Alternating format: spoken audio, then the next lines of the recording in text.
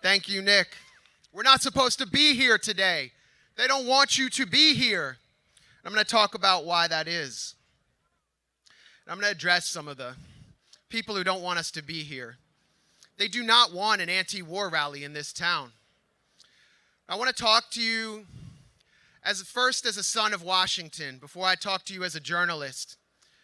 As someone who's known this city, who grew up in this city in the 1980s, in this imperial capital. And I watched as my city was suddenly struck by a crack epidemic, precisely at the same time that the CIA was seeking covert funding for its illegal wars in Latin America. And I watched as the streets of this city filled up with homeless Vietnam veterans, often still wearing their camouflage BDU, at the dawn of a homeless crisis that is now completely consuming our cities and which is apparent all around us. It was only recently, just a few years ago actually, as I walked through a Riverside Park by my home here in DC in Anacostia, that I noticed a small memorial to the Bonus Army, commemorating another generation of US veterans who had been abandoned and betrayed by their government. Nearly 90 years ago, thousands of veterans of World War I gathered on the Anacostia Flats and along the Potomac, in Hoovervilles, makeshift camps, at the dawn of the Great Depression, to demand the bonuses they had been promised and denied by the US government. They had fought in a segregated army, but they now stood together and lived together as black men and white men. Some were supporters of communism, some were supporters of the kind of America First style conservatism that was becoming in fashion at the time. And all were demonized by a government that saw this show of cultural and political unity as a threat to an empire in the making. Army Chief of Staff Douglas MacArthur warned that pacifism and its bedfellow communism are all around us, as he and the future heroes of the US effort in World War II, Dwight Eisenhower and George Patton, sent their forces against these betrayed veterans. And on July 28, 1932, MacArthur and the US Army attacked the Bonus Army and massacred them with tanks, cavalry, and machine guns, following orders to kill the men they had fought beside below the US flag in the trenches of Europe. Now we stand here 90 years later, in the same city where this massacre occurred, but countless disastrous wars later.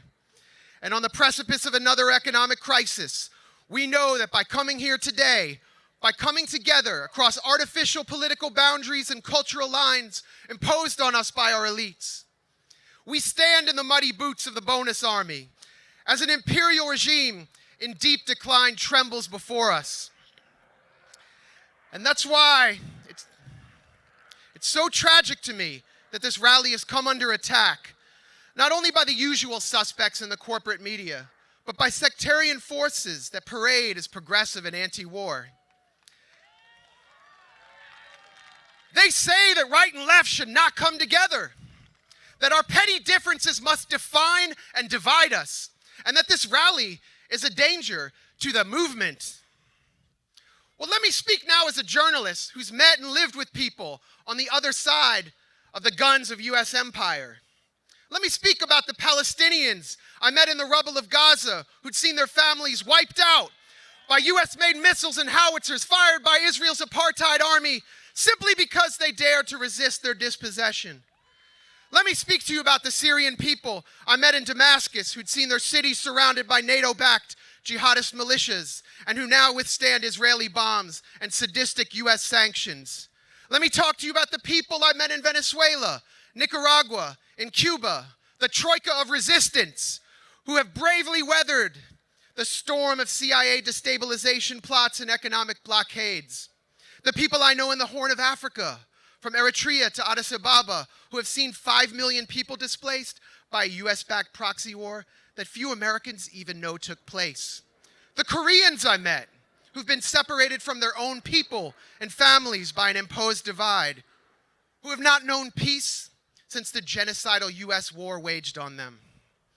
And the people I know in the republics of Donbass and Lugansk, who have suffered for 9 years under the US-supplied bombs of the Ukrainian military and its sig-heiling neo-Nazi brigades, who celebrate and worship the Nazi collaborator Stepan Bandera, who murdered my own people in one pogrom after another. These people that I know and that I met on the other side of U.S. empire, they don't care if you're right wing or left wing. They don't care if you're a camel-clad Trumper or a progressive social justice activist. They don't care if you're vaccinated and masked and boosted. They don't care if you are libertarian or communist. All they want you to do is be out here today to rage against this sick, satanic, neoconservative war machine. That's what they want.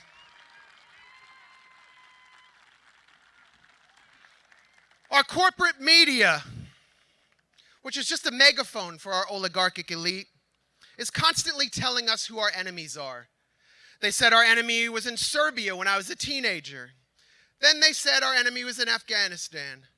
Then they said our enemy was in Iraq. And maybe our enemy was down the street in the local mosque. And we are here today to say that we know who our real enemy is. Our enemy is not in Russia. Our enemy is you, the corporate media, and the oligarchy that you speak for.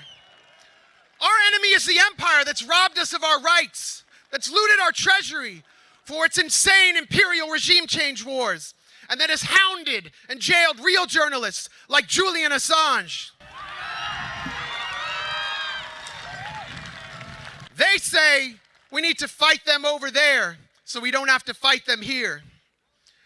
We say that we will fight the neoconservatives over here before they kill millions more over there.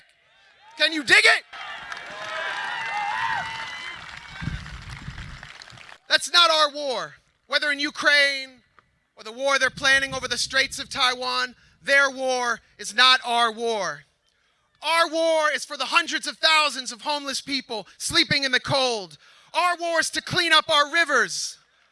Our war is to fix our crumbling schools and roads.